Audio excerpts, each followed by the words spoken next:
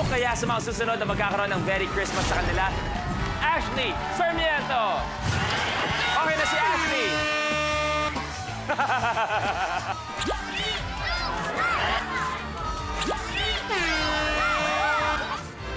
Oy, ulit pa! Go, Jana! Kaya ba, Chunsa? Kaya pa! Okay na! Isa na lang. Tapos na!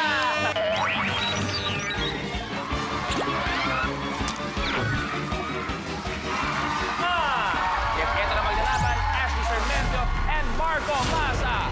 Good luck, kids. Tandaan yung Ashley. Oh, hindi. Tapik lang.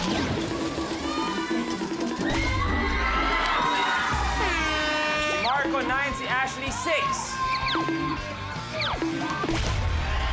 Itong anak-anakan ko ang last kid standing, si Marcos. Pong to the third power. Patalbugin sa mesa ang ping-pong ball bago sumunod. You have a minute to win it. Try mo lumapit ng konti, Marco. Mas madali na malapit. Yan. Sa. Okay lang yan, anak. Hindi nagawa ang ultimate challenge, pero mag-uwi ka pa rin 70,000. Congratulations sa ating last kid standing. And the battle continues dito sa Minute to Win It, Last Man Standing. Ang mga diswinerte ay magbabalik. Muling lalaban, muling makikipagsapalaran. Sino ang matitirang matibay? Lahat ng yan dito lang sa Minute to win it, last kid standing. Please welcome your host, Luis Manzano. Magandang hapon, Soneo. Welcome sa Minute to Win It. Para sa mga nagsiselebrate ng Pasko na mag-isa o malayo sa pamilya o mahal sa buhay, hayaan niyo at sasamahan namin kayo para mapawi ang inyong pag-iisa, ang inyong kalungkutan. Kami na, sagot na namin ang ngiti sa inyong mukha. Dahil isang pamilya tayo ngayong Pasko dito sa Minute to Win It, Last Kid Standing. Sila ang ilang araw na natin makakasama para mas maging cute ang kapaskuhan natin. Kaya tawagin na natin ulit ang mga kiddie players. We have Jana Agoncillo, Nixie Calma, Esa Gitores, Ashley Sarmiento, Chunsa Jung, regular player Cathy Villa, and Raiko Mateo. Hi! Hi kids! Good afternoon and welcome back sa Minute to Win It. Unang-una, nalalapit na tayo sa Pasko. Kung meron kayo isang tao na gustong pasayahin o bigyan ng regalo, sino yun? Jana? Pamilya ko po. Kasi po, sila po yung inspirasyon ko, tsaka sila po yung nagsusuporta sa akin. Ay, grabe naman. Nixie, ikaw? Pamilya din po, kasi po sila po yung, nag-aalaga po sa amin. Esa, ikaw naman. Si nanay at tatay po, kasi po, nung nagsimula po ako kumanta, sinuportahan na po nila ako. Tapos po, palagi na po nila akong, inaalagaan po. Wow. Ashley, ikaw? Mami ko po, tsaka po lolo at lola. Kasi po yung mami ko po, palagi po siya nandito. Tapos po yung lolo at lola ko. Chunsa, ikaw? Yung mami ko po, kasi po, simula po nung sumali ako dito sa ABS-CBN po, lagi niya na po ako sinusuportahan. Cassie, ikaw? Pamilya ko po, kasi po, sila po ang nag-aasikaso sa amin. Raiko, last. Pamilya ko po, kasi po sila po yung nag-aalaga sa akin. Sila po yung nagpapalaki sa akin. Ang babait ng mga kids natin, no?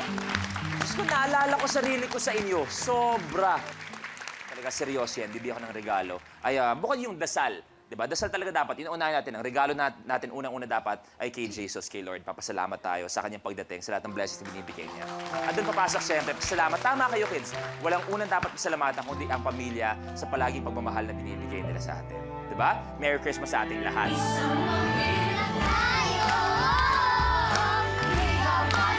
Pero alam ko masaya ang lahat. Pero kids, may gustong humamon sa inyo. Siya daw ay small but incredible at ready ng manalo sa loob ng ating 60-second circle mula sa Goyang Bulilit. Ang napaka-cute na kiddie actor, we have Vito Quizon!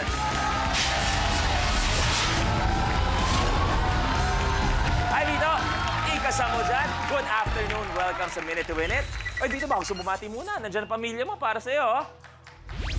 Oh, nandyan. Pero kids, ang pinakagusto namin, mag-enjoy kayo sa Minute to Win It. Okay? Simulan na natin to. Ito na yung unang blueprint.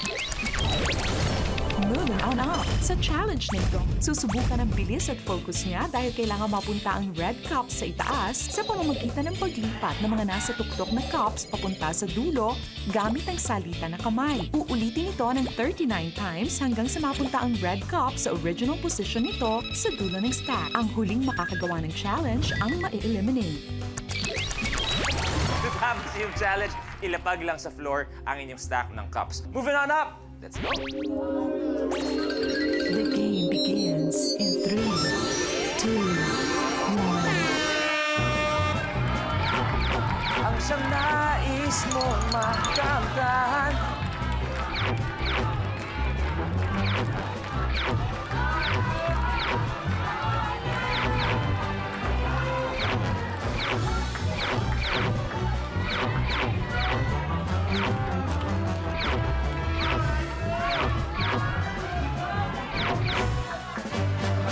Ngayon ay narito ako. Raiko, malapit na. Cassie, malapit na rin. Chunsa, malapit na. Dito, konti na lang. Jana, konti na lang. Pwede na si Cassie. Tapos. Tapos na si Ashley.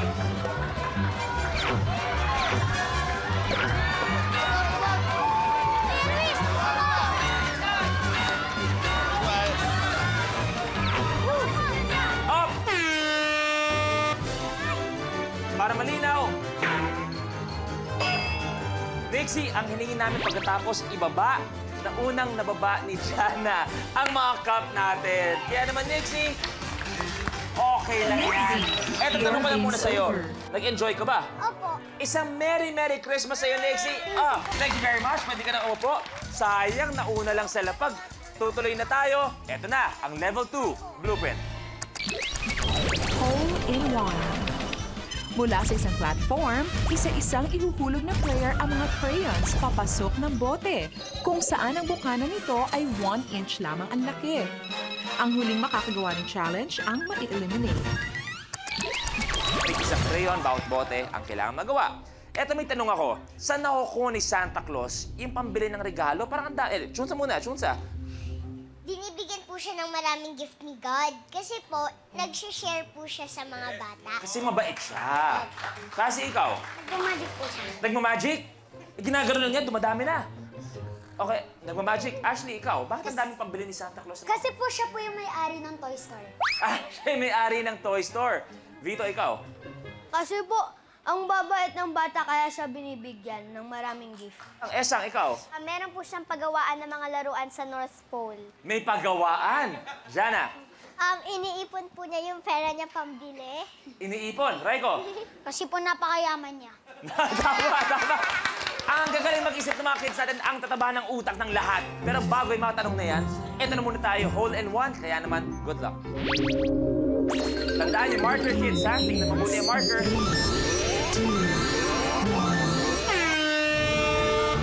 Hop. Esang yan.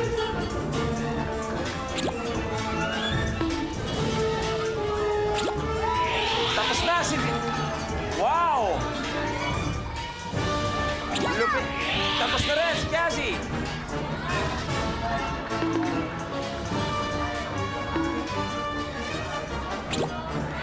Tapos na, oh! Careful, Raiko. Pasok na. Chunsa, binabato na lang.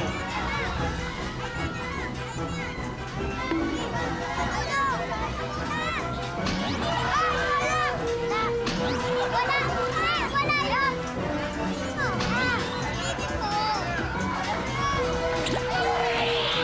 Jana, tapos na. Ito tayo konti. Chunsa, may isa.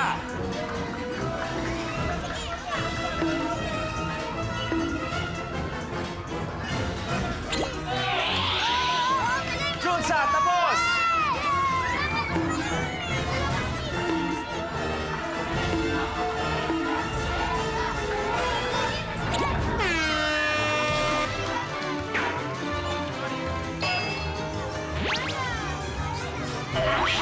Your game's over. nagawa na ni Esang ang challenge. Tapos na, Ashley. Tapos na. Give up na? Give up na. Give up na. Tapos na, pero high five pa rin. Ashley, maraming salamat. Pwede ka nang umupo, pero still meron kang 20,000 pesos. Thank you very much.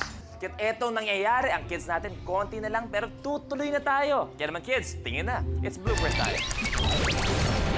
Curve lane per plum. Sa challenge na ito, kailangan magpatalbog ng hole ng player at ma-shoot ito sa malaking bowl na nakalutang sa batya ng tubig. Ang objective mo lang ay mapalubog ang bowl sa pamamagitan ng mga holeng pinatalbog at na-shoot mo. Ang huling makakagawa ng challenge ang na-eliminate.